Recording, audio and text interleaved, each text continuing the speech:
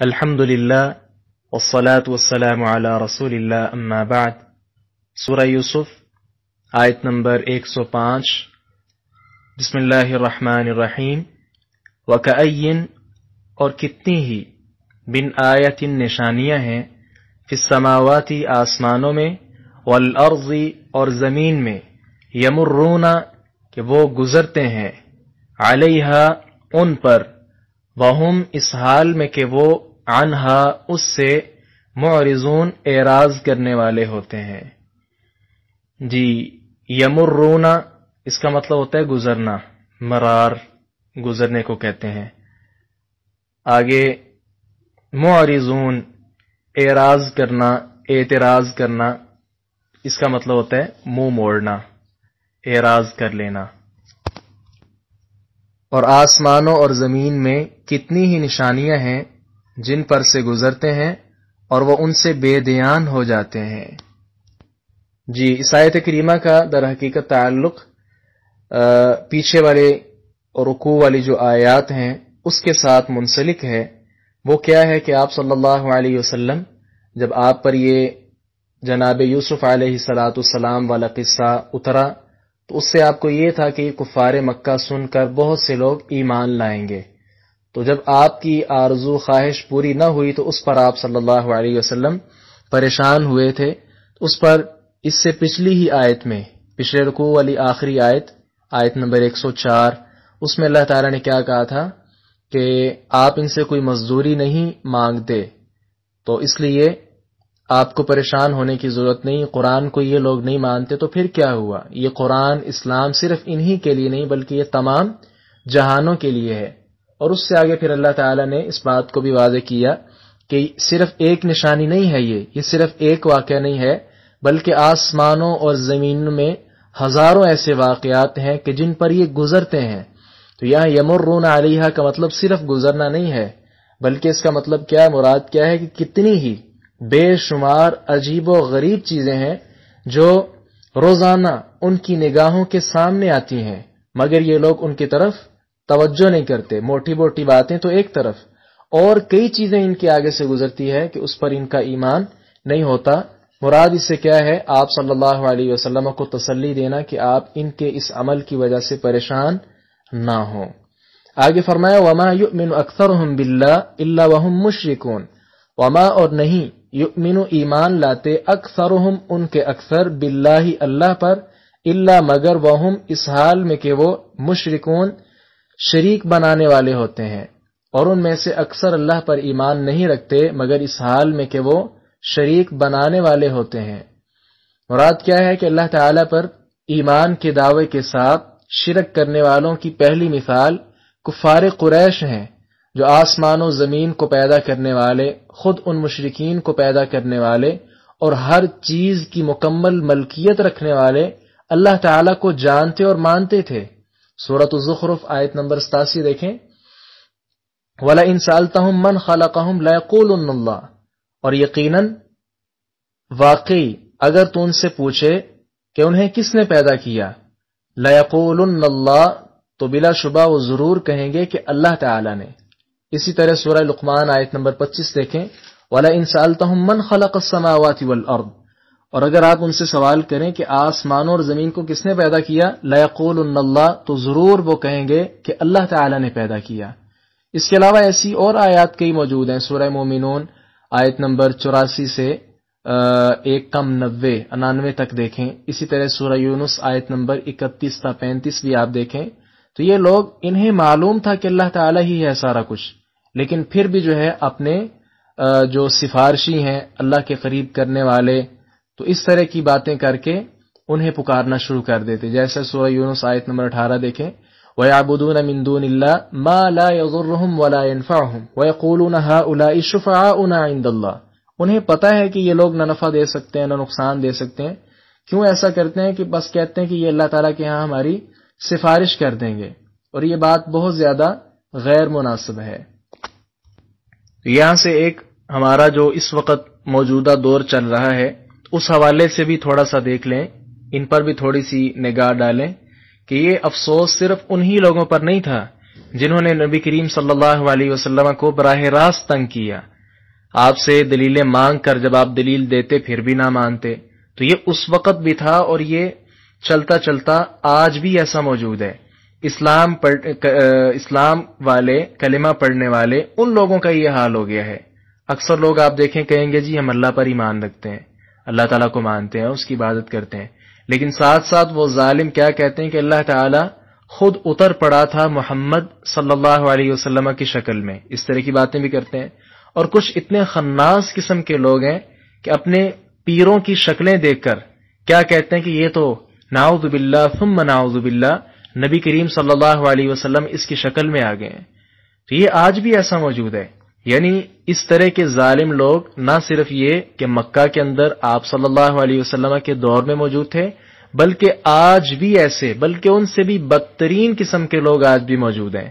اللہ تعالیٰ کے ساتھ تو وہ اقرار کرتے ہیں کہ ہم اللہ پر ایمان لاتے ہیں، نماز بھی پڑھ لیتے ہیں جو ہاتھ لگے، لیکن اس کے ساتھ قبروں کو پختہ بنانا اور مشرک لوگوں کی عبادتیں کرنا، درباروں مزاروں پر جا کر شرک کرنا، اسی طرح اپنے داتا بنانا، حاجت رواؤں اور مشکل کساؤں کے سامنے جو ہے اپنے آپ کو پیش کرنا، اور دعویٰ ساتھ ساتھ اللہ تعالیٰ پر ایمان کا کر رہے ہیں. ہم کیا کہہ سکتے ہیں اس حوالے سے؟ صرف ان کے لیے دعا کر سکتے ہیں کہ اللہ تعالیٰ ان کو ہدایت دے اور جو توحید خالص ہے اس پر ان کو قائم رکھے. جی آگے دیکھیں. افامنوا، کیا پس وہ بے خوف ہو گئے ہیں، ان کے تأتیہم ان کے پاس آئے، غاشیۃن کوئی چھا جانے والی، من عذاب اللہ اللہ کے عذاب سے، او یا تأتیہم آئے ان کے پاس الساعۃ قیامت، بغتتن اچانک، وہم اور وہ لا یشعرون شعور بھی نہ رکھتے ہوں. کیا وہ بے خوف ہو گئے ہیں کہ ان پر اللہ کے عذاب میں سے کوئی ڈھانک لینے والی آفت آ پڑے یا ان پر قیامت اچانک آ جائے، وہ سوچتے بھی نہ ہوں. جی غاشیہ کا مطلب ہوتا ہے کہ جو چیز ہر جانب سے گھیر لے، چاروں اطراف سے گھیرے میں ڈال لے، اس سے مراد غاشیہ ہے. یہ اللہ تعالیٰ کے عذاب سے کوئی ایسی چیز آ کر گھیر ہی لے، سارے کی ساری چیز اپنی لپیٹ کے اندر لے لے. بغتا یہ اسم فاعل حال سے ہے، اس کا مطلب کیا ہوتا ہے؟ اچانک، یعنی اچانک قیامت ان پر آ پڑے. اس آیت کریمہ میں اللہ تعالیٰ ان کو ڈرانا چاہ رہے ہیں ایسے لوگوں کو کہ کیا تم اللہ تعالیٰ کے عذاب سے بے خوف ہو گئے ہو؟ تمہارے اندر اللہ تعالیٰ کا جو خوف ہے، ڈر، وہ ختم ہو چکا ہے. کیا آپ کو پتہ نہیں ہے کہ اللہ تعالیٰ اس چیز پر قادر ہے کہ اچانک کوئی ایسی چیز بھیج دے، ایسی آفت مصیبت جو تم پر آ پڑے اور تم پھر چھٹکارا بھی نہ پا سکو، یا اچانک تم پر اللہ تعالیٰ قیامت قائم کر دے؟ تو یہ اللہ تعالیٰ ان کو تھوڑا سا متنبہ کر رہے ہیں. اور ساتھ ہی ساتھ آپ صلی اللہ علیہ وسلم سے کیا کہا؟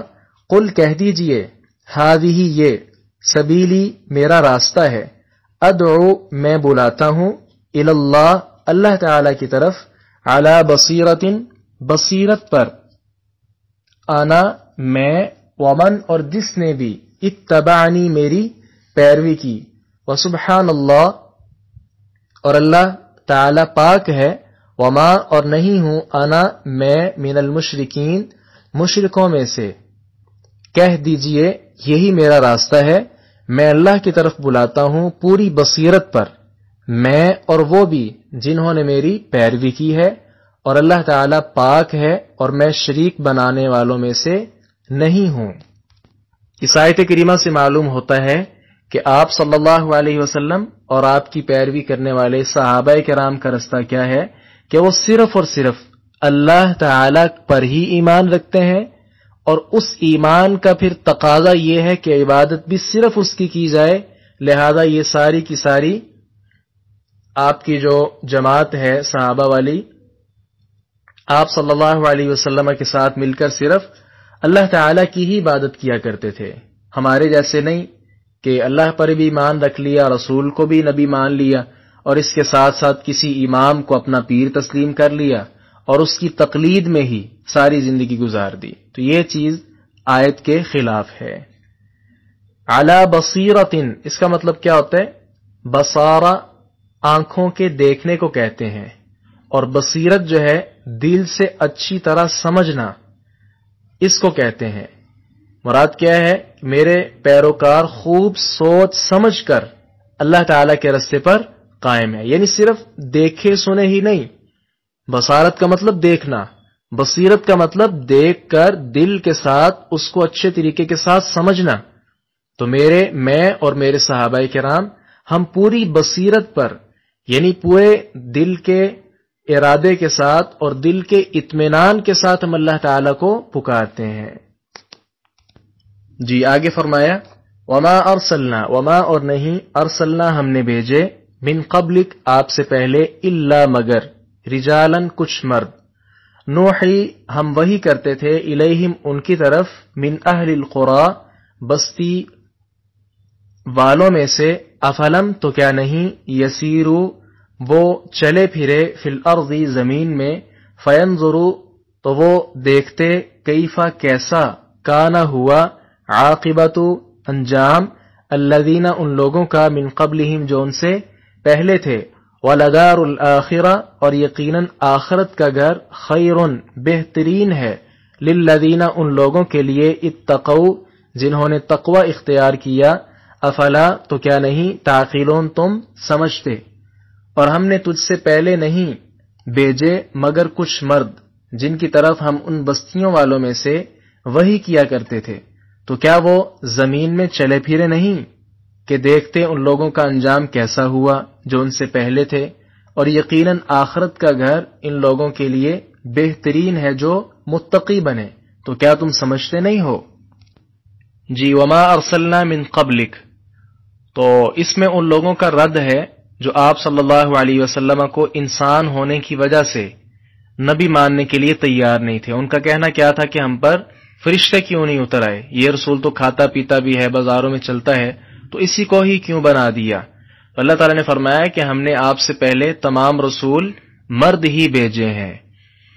جی الا رجالن، تو اس سے یہ بھی پتا چلا کہ نبی صرف مرد ہی بنے ہیں۔ کچھ لوگوں کا جو خیال ہے نا کہ کچھ عورتیں بھی پیغمبر بنی تھیں، حوا علیہ السلام کو کچھ کہتے ہیں وہ بھی پیغمبر تھی، آسیہ، سارہ، ام موسیٰ، مریم یا دیگر جو خواتین گزری ہیں، تو ان کے بارے کچھ لوگوں کا خیال ہے کہ وہ بھی نبی تھیں۔ تو اس پر کئی مفسرین نے یہ بات لکھی ہے کہ اللہ تعالیٰ نے اس آیت سے ان کا بھی رد فرما دیا کہ ہم نے آپ صلی اللہ علیہ وسلم سے پہلے بھی جو نبی بنا کر بھیجے تھے وہ خواتین میں سے نہیں بلکہ وہ مرد تھے۔ جی من اہل القری، قریہ جو ہے وہ بستی کو کہتے ہیں، اور قرا اس کی جمع ہے، زیادہ بستیاں، تو یہ اردو میں بھی استعمال ہوتا ہے، قریہ، ام القری وغیرہ۔ افلم یسیروا فی الارض، اس سے مراد کیا ہے کہ کفار آخرت کو مانتے نہیں تھے، اس لیے انہیں سمجھانے کے لیے دنیا میں گزرنے والے واقعات کا حوالہ دیتے ہوئے فرمایا کہ انہوں نے شام کو جاتے ہوئے پہاڑوں کو کھود کر بنایا، قوم سمود کے مکانات اور اسی طرح قوم لوط کی جو بستیاں ہیں ان کا سارا وہ خرابہ وغیرہ دیکھا نہیں ہے، تو انہیں دیکھ کر وہ عبرت پکڑیں اور اللہ تعالیٰ سے ڈر جائیں۔ وَلَدَارُ الْآخِرَةِ خَيْرٌ، اور ساتھ ہی کیا کہا کہ دنیا میں رہ کر دنیا کو سنوارنے کے لیے تم بہت کچھ کرتے ہو، جبکہ آخرت کا گھر جو ہے یہ بہت زیادہ بہتر ہے، لیکن کن کے لیے؟ جو اللہ تعالیٰ سے ڈرنے والے ہیں، یہ صرف انہی کو نصیب ہوگا۔ مراد یہ ہے کہ دنیا میں تم بہت کچھ اکٹھا کر لیتے ہو، لیکن آخرت میں ناز و نعم سے پلنے والے وہی ہوں گے جو دنیا کے اندر اللہ تعالیٰ سے ڈرنے والے ہوں گے۔ آگے فرمایا حتیٰ یہاں تک کہ اذا جب استیأس نا امید ہو گئے الرسول رسول وظنوا اور انہوں نے گمان کیا انہم کہ وہ قد تحقیق کذبوا ان سے جھوٹ کہا گیا جاءہم آ گئی ان کے پاس نصرنا ہماری مدد فنجیا پھر نجات دی گئی من جسے نشاء ہم چاہتے تھے ولا اور نہیں یردو پھیرا جاتا بأسنا ہمارا عذاب عن القوم ایسی قوم سے المجرمین جو مجرم ہوں۔ یہاں تک کہ جب رسول بالکل نا امید ہو گئے اور انہوں نے گمان کر لیا کہ ان سے یقیناً جھوٹ کہا گیا تھا، تو ان کے پاس ہماری مدد آ گئی، پھر جسے ہم چاہتے تھے وہ بچا لیا گیا، اور ہمارا عذاب مجرم لوگوں سے ٹایا نہیں جاتا۔ جی، استیأس اس میں مبالغہ ہے، باب استفعال ہے، یہ پہلے بھی آپ نے پڑھا ہے۔ اور یئسا کا مطلب صرف ہوتا ہے مایوس ہو جانا، استیأس کا مطلب ہے بالکل ہی مایوس ہو جانا۔ مراد کیا ہے؟ جب وہ انبیاء بالکل ہی مایوس ہو گئے تو پھر ایسے لوگوں پر ہمارا عذاب آیا، اور اس عذاب کی وجہ سے ہم نے ان کو تہس نہس کر دیا۔ یہ اللہ تعالیٰ پرانے جو انبیاء ہیں ان کا قصے بیان کر رہے ہیں کفار مکہ یا دیگر جو مشرکین ہیں ان کو سمجھانے کے لیے۔ آگے فرمایا لقد بلا شبہ یقیناً کانا ہے فی قصصہم ان کے بیان میں عبرتن عبرت لأولی الالباب عقلوں والوں کے لیے، ما نہیں کانا ہے حدیثاً یہ ایسی بات یفترا جو گھڑ لی گئی جائے، ولیکن اور لیکن تصدیق الذی تصدیق ہے الذی اس کی جو بین یدی اس سے پہلے ہے، وتفصیل اور تفصیل ہے کل شیء ہر چیز کی، وہدن اور ہدایت ہے، ورحمتن اور رحمت ہے، لقوم اس قوم کے لیے یؤمنون جو ایمان لاتے ہیں۔ بلا شبہ یقیناً ان کے بیان میں عقلوں والوں کے لیے ہمیشہ سے ایک عبرت ہے، یہ ہرگز ایسی بات نہیں جو گھڑ لی جائے، لیکن اس کی تصدیق ہے جو اس سے پہلے ہے، اور ہر چیز کی تفصیل ہے جو ان لوگوں کے لیے ہدایت اور رحمت ہے جو ایمان لاتے۔ جی، لقد کان فی قصصہم مراد کیا ہے کہ رسولوں اور گزشتہ قوموں بالخصوص سیدنا یوسف علیہ السلام اور ان سے متعلق تمام لوگوں، مثلا والد، بھائی، قافلے والے، عزیز مصر، اس کی بیوی، اسی طرح مصر کی خواتین، قید کے ساتھی، شاہ مصر، تو ان سب کے بیان میں عقل مندوں کے لیے بڑی عبرت اللہ تعالیٰ نے رکھی ہوئی ہے۔ ساتھ ہی کہا کہ یہ قرآن مجید یا یہ اللہ تعالیٰ کی جو دعوت ہے یہ کوئی گڑھی ہوئی کہانیاں نہیں ہیں، بلکہ قرآن مجید پہلی آسمانی جو کتابیں ہیں، اصل بین یدی کا مطلب ہوتا ہے جو ان کے ہاتھوں میں ہیں، تو ہاتھوں سے مراد کیا ہے کہ جو ان سے پہلے کتابیں اتری ہیں، تورات، انجیل، زبور وغیرہ یا دیگر صحیفے ہیں، تو یہ قرآن گزشتہ جو کتابیں صحیفے ہیں ان کی تردید نہیں کرتا بلکہ ان کی تصدیق کرتا ہے، اور ہاں ان کے اندر جو کمی بیشی تھی اس کو بھی کھول کر بیان کر دینے والا ہے۔ اس لیے قرآن مجید کو اللہ تعالیٰ کیا کہہ رہے ہیں کہ یہ سراپا ہدایت ہے، رحمت ہے اللہ تعالیٰ کی طرف سے، لہذا جو اس کو مانے گا، قبول کرے گا، اس پر ایمان لائے گا، تو یہی لوگ ہیں جو کامیاب ہونے والے ہیں۔ اسی طرح آپ صلی اللہ علیہ وسلم کی کئی احادیث میں یہ ملتا ہے، آپ نے پڑھا ہے کہ آپ صلی اللہ علیہ وسلم فرماتے ہیں یرفع اللہ تعالیٰ بلند کرتا ہے اسی قرآن کی وجہ سے اقواماً کئی لوگوں کو، وَيَضَعُ بِهِ آخرین اور اس قرآن کی وجہ سے ہی کئی لوگوں کو اللہ تعالیٰ ذلت و پستی میں ڈال دیتا ہے، یعنی جو قرآن پر عمل کرتے ہیں، اس کی تلاوت کرتے ہیں، اس پر ایمان رکھتے ہیں، اللہ تعالیٰ انہیں بہت زیادہ بلندیاں عطا فرماتا ہے، اور جو اس کو ٹھکراتے ہیں قرآن کو تو ان کو اللہ تعالیٰ اگرچہ وہ باعزت لوگ ہوں لیکن ان کو بہت زیادہ اللہ تعالیٰ ذلیل و رسوا کر دیتا ہے۔